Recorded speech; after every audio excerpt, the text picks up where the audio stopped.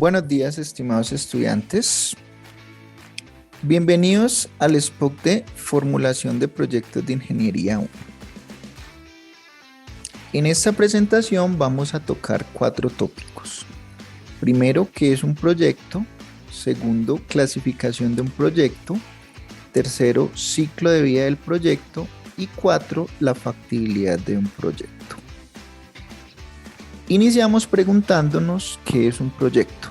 Cuando nos hacemos esta pregunta, generalmente a nuestra mente vienen las imágenes de una obra civil, una vía, un puente, un edificio, y aunque efectivamente estos son proyectos, pues digamos que el concepto de proyecto es un poco más general. Entonces, vamos a revisar algunas definiciones de lo que es un proyecto. Pues no las vamos a leer textualmente, sino que vamos a resaltar algunos elementos que son comunes en todas estas definiciones, ya que no existe pues como una única definición. Entonces, en la primera me están hablando que es una propuesta de acción técnica y económica que consiste en un conjunto de actividades que se encuentran interrelacionadas y coordinadas en la búsqueda de una solución inteligente. Es decir, ese es como el objetivo, al planteamiento de un problema. Debe partir de que exista una necesidad y para lograr eso, pues se necesitan recursos. En la segunda definición me están hablando de que se puede intentar lograr uno o varios objetivos. Se necesitan nuevamente recursos como equipos de personas y otros recursos, y ya me están hablando de que debe tener una duración limitada. En la tercera definición me hablan de un plazo y un esfuerzo temporal. Debe tener un punto de inicio o principio y un final. Y en la cuarta definición nuevamente me vuelven a hablar de que debe existir una necesidad o una oportunidad, que debe tener un tiempo determinado y que se utilizan recursos. Entonces, aunque no son textualmente iguales estas definiciones, pues sí hay como unos elementos que nos dan una luz de lo que es un proyecto. Entonces, lo primero es que para que el proyecto exista debe haber una necesidad. ¿Listo? El proyecto no puede nacer únicamente por capricho. Debe haber una necesidad que debe estar justificada. ¿Cuál es la idea? Poder suplir esa necesidad. O de modo más genérico, solucionar un problema. Y para poder solucionarlo, generalmente necesito recursos de diferente índole. Y otro tema es que debe haber un tiempo específico para que yo solucione ese problema. Entonces, la idea es que ya puedan leer como cada una de esas definiciones y hacerse una idea un poco más precisa. Pero ya tenemos unos elementos importantes. ¿Cómo se pueden clasificar los proyectos? Resulta que un proyecto no tiene una única clasificación. Va a tener varias clasificaciones dependiendo del punto de vista donde yo lo esté observando. En los diferentes libros casi nunca se encuentran estas 6 clasificaciones. De hecho, lo que se ha hecho es recopilar de diferentes libros. Entonces, esta es como una de las clasificaciones más completas que uno podría encontrar en la literatura. Entonces, primero tenemos según el horizonte de tiempo. Y a partir del horizonte de tiempo existen como 2 posibilidades. Si lo miro por el tiempo de ejecución o si lo miro por el tiempo de aprovechamiento. El tiempo de ejecución hace referencia al tiempo que necesita el proyecto desde que nace como idea hasta que empieza a funcionar. ¿Listo? Si ese tiempo es menor o igual a 1 año, podemos decir que es de corto plazo. En caso contrario, diremos que es de largo plazo por tiempo de ejecución. Por ejemplo, la construcción de un puente peatonal puede demorarse menos de 1 año. Entonces podría considerarse como un proyecto por tiempo de ejecución corto plazo. Ahora, si lo miramos desde el tiempo de aprovechamiento pues hace referencia a cuánto tiempo va a funcionar ese proyecto o se va a aprovechar como tal. Y lo mismo, si ese tiempo de aprovechamiento es menor o igual a un año, podemos decir que es de corto plazo. Pero si es mayor a un año, podremos decir que es de largo plazo. Nuevamente, el ejemplo del puente peatonal, puede que yo me demore menos de un año en construirlo y ponerlo a funcionar. Pero estoy esperando que ese puente dure muchos años cumpliendo su función. Entonces, ese ejemplo, ese puente podría ser un proyecto por tiempo de ejecución de corto plazo y por tiempo de aprovechamiento de largo plazo. Según el sector productivo, entonces, si mi proyecto lo que hace es trabajar con el tema de producción animal o producción, en este caso, vegetal o agropecuaria, podría decir que el proyecto es agropecuario, ¿cierto? Si tengo un proyecto, por ejemplo, para criar trucha, podría considerarse como agropecuario. Si tengo un proyecto que es cultivar maíz y venderlo a una empresa o a alguien en el mercado, pues también podría ser un proyecto agropecuario. Un proyecto industrial es aquel en el cual yo le hago transformación a unos insumos y materias primas y lo convierto en un producto diferente o con mayor valor. Entonces, si yo compro el maíz y le hago algún procesamiento para venderlo, por ejemplo, como tortillas a restaurantes mexicanos, pues eso ya podría considerarse un proyecto industrial porque ya hubo transformación de recursos. ¿Listo? La mayoría de empresas podrían caer en esta clasificación de industriales, ¿cierto? Entonces, lo mismo, si yo compro la leche y la proceso para hacer arequipe y para hacer yogur y otros dulces, pues también pertenecería al sector industrial. Puede ser un proyecto de infraestructura social. La infraestructura social es la infraestructura que facilita la calidad de vida de alguna población, ¿cierto? Suple las necesidades específicas de una población, como por ejemplo un colegio, ¿cierto? Un colegio suple una necesidad de educación de una población, podría considerarse infraestructura social. O por ejemplo, la construcción de un hospital también podría considerarse como infraestructura social. La infraestructura económica también sirve a una comunidad, pero para su desarrollo económico. Entonces, por ejemplo, si hay un proyecto que es pavimentar una vía o mejorar una vía que comunica una vereda con el casco urbano, con el fin de que los campesinos puedan llevar sus productos y venderlos más fácil en el centro, podría considerarse infraestructura económica, ¿cierto? O lo mismo, si yo hago un puente sobre una quebrada, también para que las personas, por ejemplo, puedan ir y vender sus productos, también podría considerarlo como infraestructura económica. Y de servicios, sí, digamos que el fin de mi proyecto lo que genera es un servicio que ya sabemos que es intangible en comparación a un producto, como por ejemplo yo me dedico, monto un proyecto de consultoría o capacitación, por ejemplo para los empresarios o para las pequeñas empresas y vendo mis servicios de consultoría, pues ese proyecto podría considerarse de servicios según el sector productivo.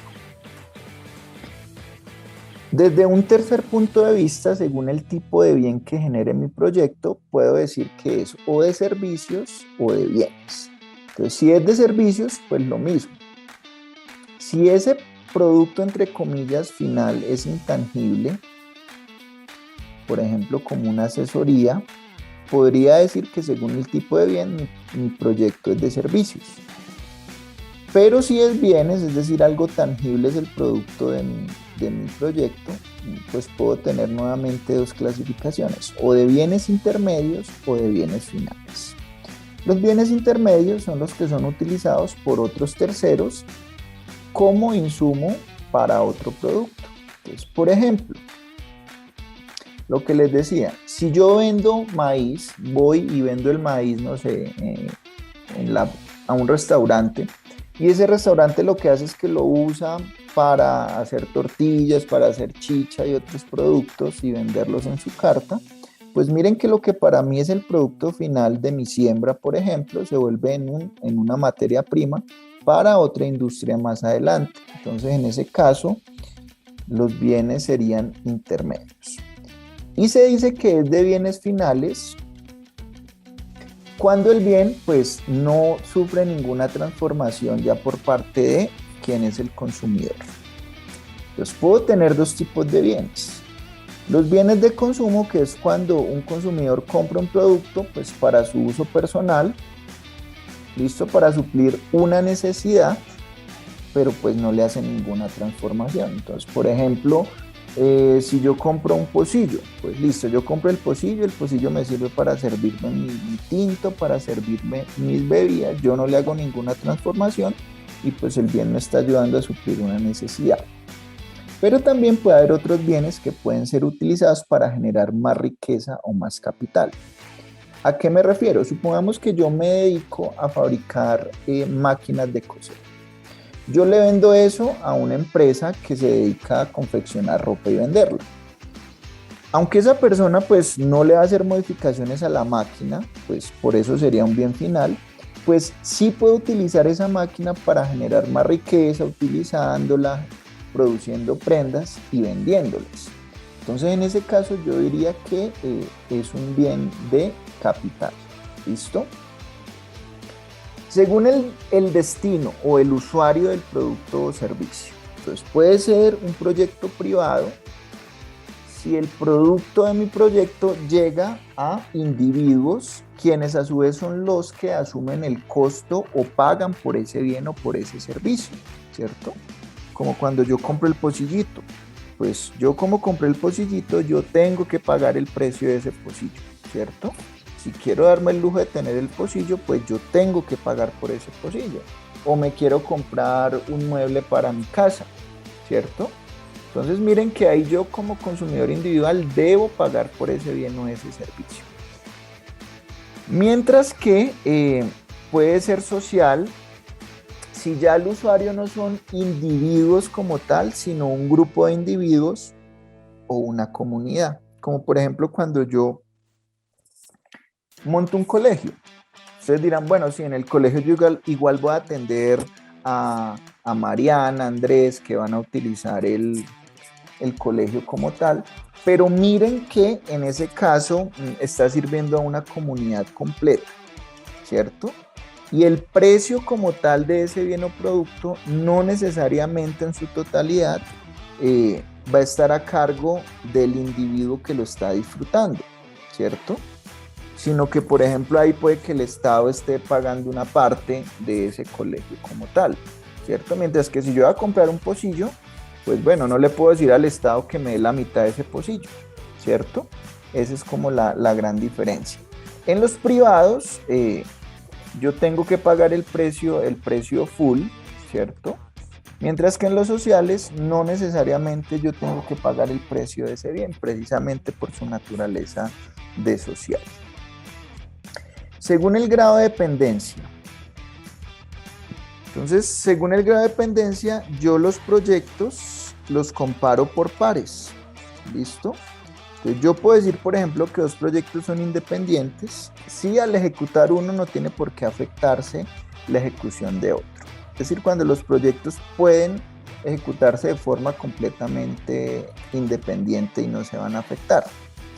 Pero puedo tener proyectos complementarios. Pues, yo tengo, por ejemplo, un proyecto que es capacitar a los campesinos de cierta vereda para criar de forma productiva trucha, ¿cierto? Y puede haber otro proyecto que es montar una planta para procesar trucha. Entonces miren que esos dos proyectos serían complementarios. Y sustitutos es cuando uno puede perfectamente reemplazar al otro. Generalmente es cuando tengo varias alternativas para solucionar un mismo problema, ¿cierto?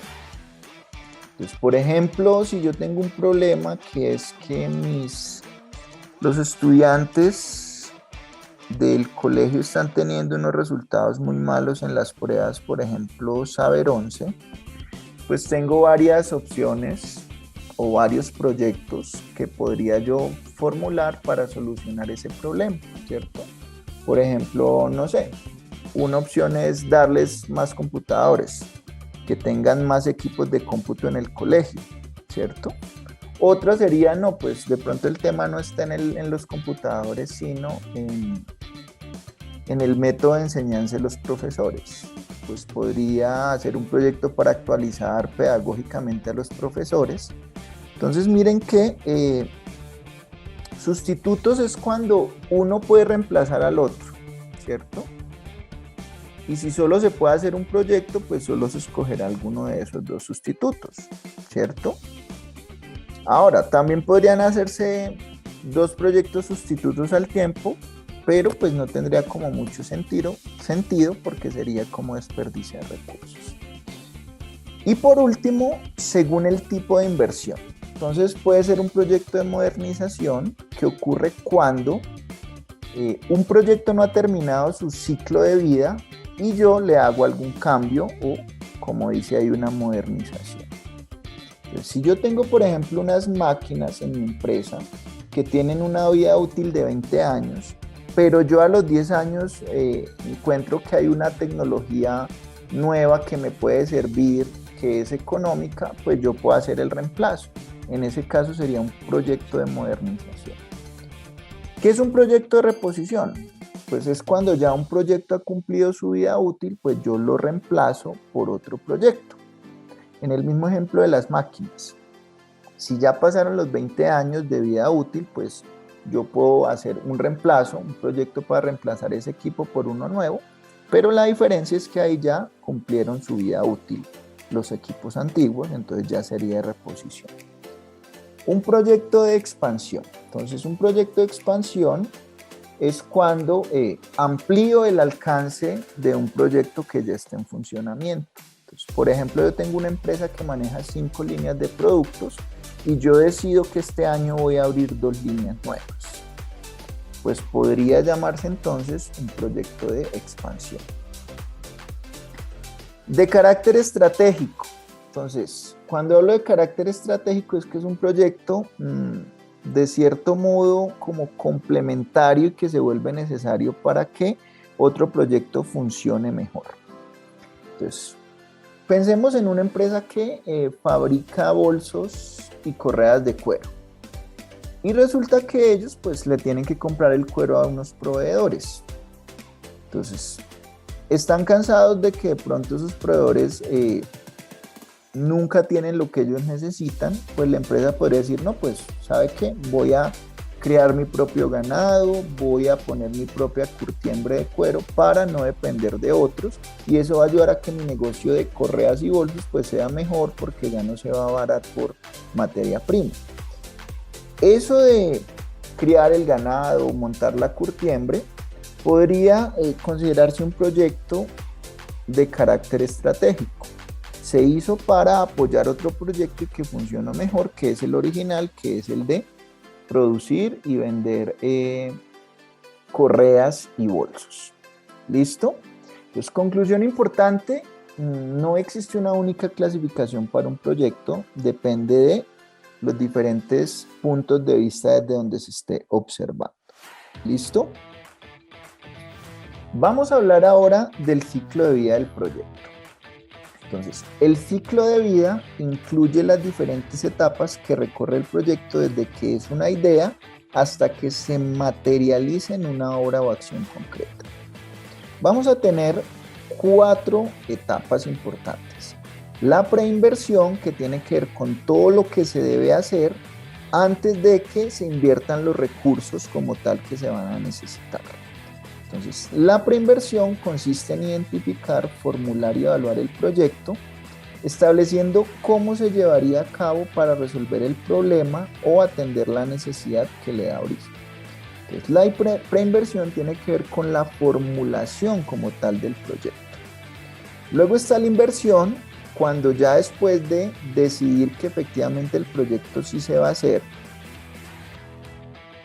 ya se empieza a ejecutar o a montar el proyecto como tal y se hace el desembolso de los recursos. Ya la operación, que es cuando el proyecto ya está completamente operativo, y la evaluación de resultados. Entonces vamos a empezar a mirar un poco más en detalle cada una de estas etapas. Esa etapa de preinversión, que es la más importante en la formulación de un proyecto, se divide a su vez en varias subetapas. Entonces está el tema de la idea, que sería la primera subetapa, en la cual básicamente lo que se mira es, ok, ¿cuáles son las necesidades? ¿Cuáles son las alternativas para suplir esas necesidades o para solucionar ese problema que yo identifiqué? Las principales fuentes de información se basan en el sentido común, la opinión de expertos. Aquí pues se debe tener una idea de cálculos globales en cuanto a inversiones que va a requerir el proyecto y costos e ingresos, pero de forma muy global. Y permite inicialmente dar una indicación de si el proyecto es viable o no. Entonces, la idea es evaluar pues no alternativas idealistas, sino alternativas que de algún modo puedan ser viables. Entonces uno debe hacer como ese primer filtro aquí en las ideas. Luego tenemos el perfil preliminar, en donde ya empezamos a aterrizar un poquito más la idea. Entonces ya se agrega precisión a la etapa anterior, buscando información más detallada. Se tienen que descartar las alternativas que no son viables y trabajar solamente con las que posiblemente son viables. ¿Qué se esperaría como producto en esta etapa? Primero, definir por lo menos cuál es el segmento o nicho de mercado que se va a atender con el proyecto. Tener montos globales sobre inversiones que se requerirán. Tener estimaciones de qué proceso tecnológico, qué proceso técnico se va a llevar a cabo para materializar ese proyecto, qué requisitos empresariales se necesitan, una macro y una micro localización y evaluar rápidamente efectos o impactos ambientales o sociales, ¿listo? Que tendrán pues las comunidades que va a afectar ese proyecto. Luego pasamos a la etapa más importante, que es la prefactibilidad o el anteproyecto, donde ya se tiene un nivel muy importante en la información y donde básicamente ya con esa información se puede tomar una decisión de si el proyecto sigue o no sigue. Entonces, el producto de la prefactibilidad ya le va a decir a los inversionistas si vale la pena o no invertir o no en este proyecto.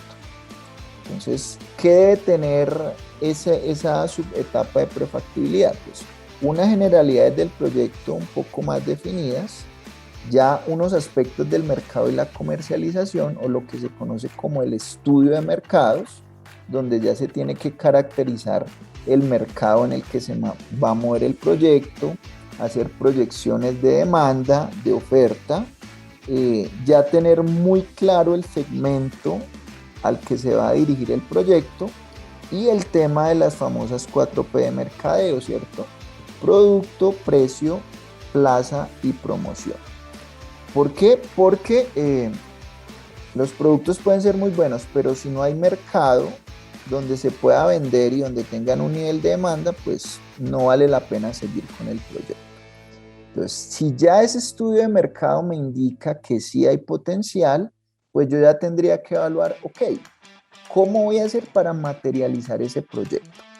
Y eso es lo que yo respondo con el estudio técnico, donde debo responder algunas interrogantes como qué tamaño va a tener mi proyecto, dónde se va a localizar, qué tecnología y qué procesos va a utilizar para cumplir su objetivo y qué necesidades de recursos tengo.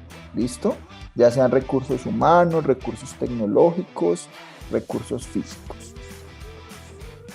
Luego de ver que sí hay una forma de materializar ese proyecto, es decir, que sí pasé ese estudio técnico, pues ya puedo mirar el aspecto financiero, es decir, qué inversiones necesito, qué ingresos proyecto, qué ingresos va a proyectar mi proyecto, para saber si es económicamente viable, que es lo que yo ya hago en el proceso de la evaluación del proyecto. Entonces, Puedo evaluar indicadores financieros para ver si desde ese punto de vista el proyecto es viable o no, pero también según la naturaleza pueden ser indicadores sociales o indicadores ambientales o otro tipo de indicadores que sean importantes según, repito, la naturaleza del proyecto. Y luego unos temas organizativos como la estructura legal y la estructura organizacional de mi proyecto. Luego tengo una subetapa que es de factibilidad, que básicamente es una prefactibilidad pero mucho más detallada, ya con detalles un poco más puntuales. ¿Listo? Y luego, finalmente, cuando ya se decida que el proyecto se va a ejecutar, pues se elabora el diseño definitivo donde se pulen aún más los detalles específicos. ¿Listo? ¿Para qué sirve entonces finalmente esta etapa, que es la más importante de la preinversión? Pues primero sirve para evaluar y según el resultado de esa evaluación finalmente decidir si el proyecto es pertinente o no, si es viable y si finalmente es conveniente realizar ese proyecto. ¿Por qué? Pues porque si yo decido que voy a hacerlo, voy a necesitar unos recursos, asignarle unos recursos. Entonces tengo que justificar la asignación de esos recursos. Se deben revisar como mínimo 3 aspectos.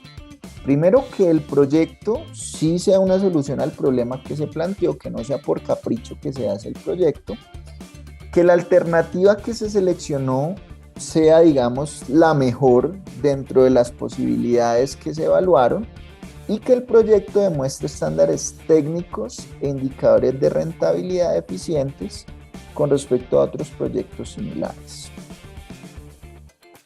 Si se pasa la etapa de preinversión, pues listo, ya el proyecto va a empezar a ejecutarse. Entonces se va a pasar a una etapa de inversión o ejecución donde ya se empiezan a materializar esas inversiones que se proyectaron en la etapa anterior. Entonces ahí como tal ya se empieza a montar el proyecto como tal. Entonces ahí hay un ejemplo de las cosas que se deberían hacer, como comprar los terrenos, comprar la maquinaria, selección de personal, pruebas piloto. ¿Listo? Cuando ya esa parte ocurre la inversión o ejecución, pues ya el proyecto empieza a operar full. ¿Listo? Entonces, cuando ya se han hecho las pruebas piloto y ya el proyecto es funcional, pues ya se empieza su etapa de operación. Se inicia la producción de bienes o servicios que son los que van a suplir las necesidades que se plantearon inicialmente.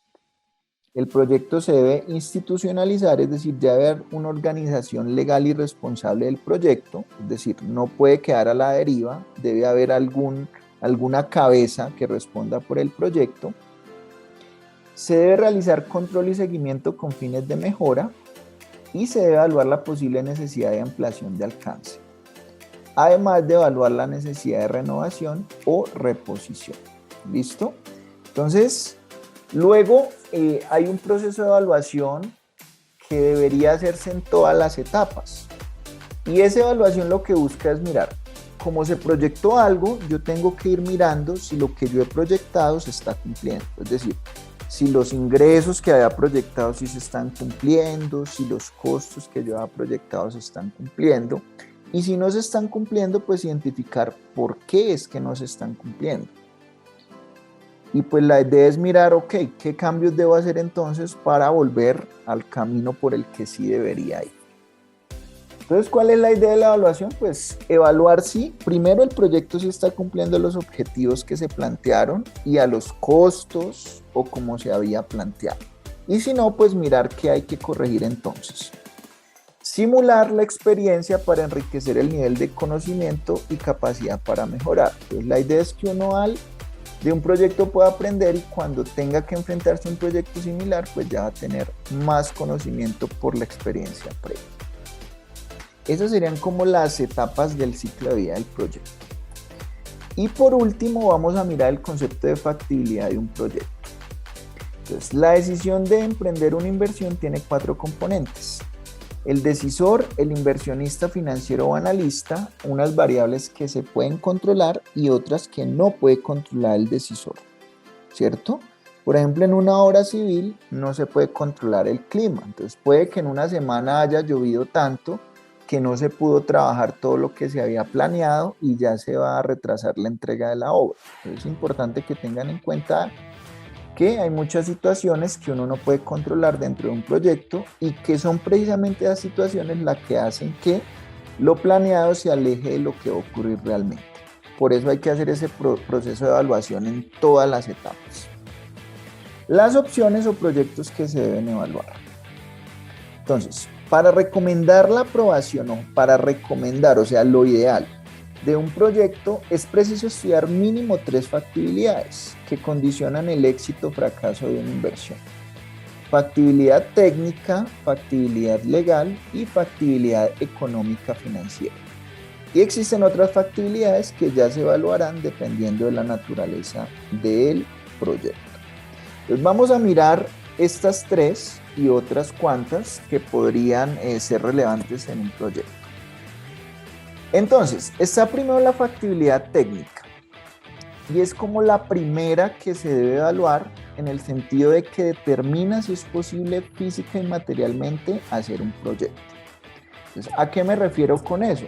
Resulta que se ha hecho un estudio de mercado y el estudio de mercado dice que el producto que se va a ofrecer sí tiene salida. Y el producto es, por ejemplo, hacer bolsas biodegradables a partir de la cáscara de la yuca, ¿cierto? Entonces, la idea es genial, las encuestas dicen que sí, la gente está interesada. La pregunta es, ¿será que sí hay tecnología o sí hay forma, si hay maquinaria, si hay equipo para poder hacer eso de forma eficiente a nivel industrial? Si no existe la tecnología para hacer eso, pues nada, el proyecto ya no tiene factibilidad técnica y se debe descartar por muy bueno que parezca, ¿cierto?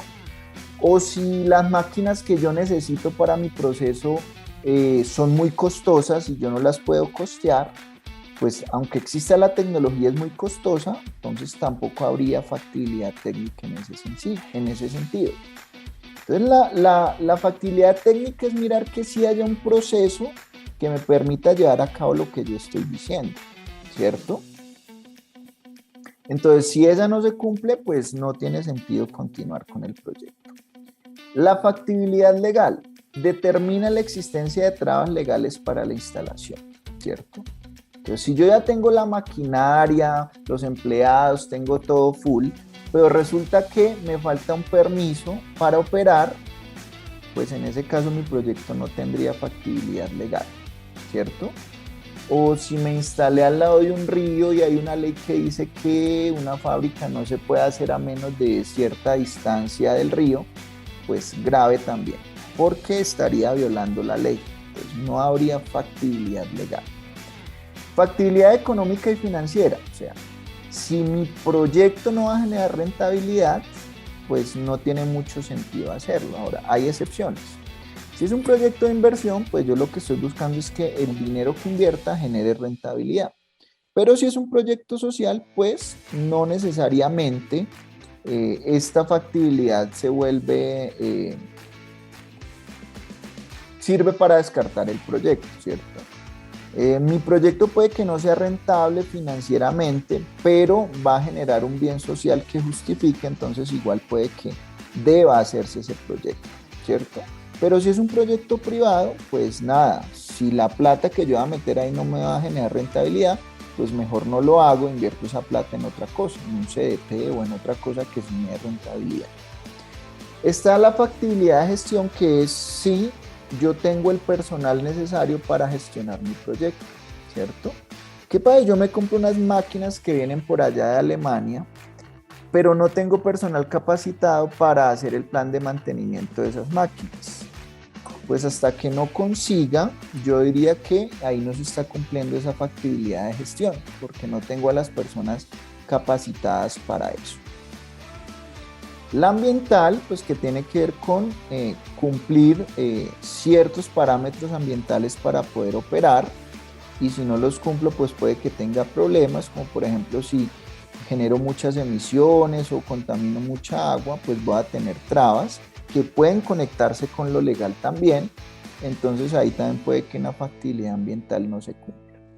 La factibilidad política corresponde a la intencionalidad de quienes deben decidir si quieren o no implementar un proyecto, independiente de su rentabilidad. Pues, por ejemplo, una empresa quiere abrirse una empresa en un municipio, pero el alcalde no quiere dar el permiso, por X o Y motivo.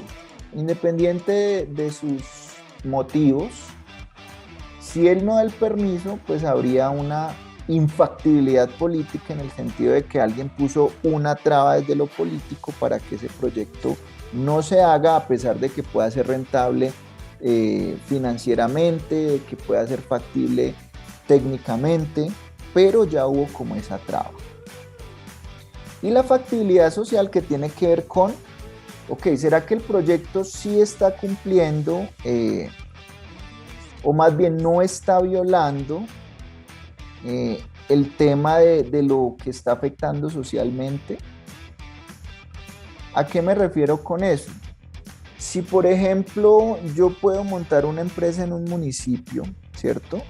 Pero al montar esa empresa, por ejemplo, hay temas sociales, en el sentido de que yo no le di trabajo a los del pueblo, sino que traje fue gente de otros lados, y entonces las personas del pueblo están viéndose afectadas, pues eso puede generar una infactibilidad social, ¿cierto? Porque estoy afectando a una comunidad y eso podría ser una trampa. Entonces, no en todos los proyectos tengo que evaluar todas estas factibilidades, pero lo mínimo que sí me van a pedir es una factibilidad técnica, legal y financiera para poder tomar la decisión de si el proyecto debe continuar o no. Las demás se van a evaluar en función de la naturaleza del proyecto, ¿cierto? Entonces, aquí, ¿cuál es la conclusión importante?